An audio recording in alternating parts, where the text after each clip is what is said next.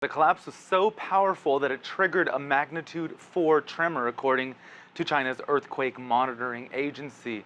Now, witnesses say it cracked roads and fields nearby, so you can only imagine that force of this thing as it caved in.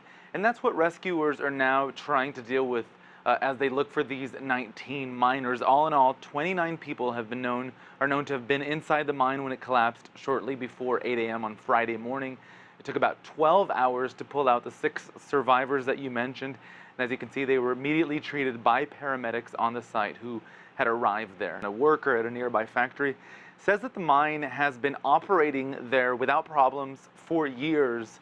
Now, more specifically, we're talking about a gypsum mine. Gypsum is a soft sulfate mineral that's often used in construction. If you've ever seen drywall, the kind used inside a house, that's basically 2 sheets of lath or paper with about 5 millimeters of gypsum in between. Now, there are dozens of these kinds of mines all over China and also right here in the US.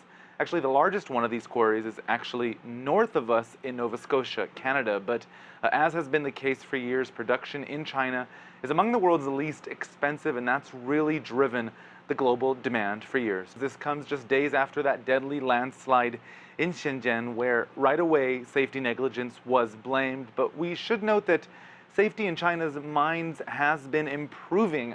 In 2002, some 7,000 miners were killed in China in mining accidents. Last year, that number was below 1,000. No doubt still very large, as this is dangerous work, but it does show that safety measures have been getting better, that there's been more enforcement of regulation, and at the same time, the technology being used in China appears to be improving.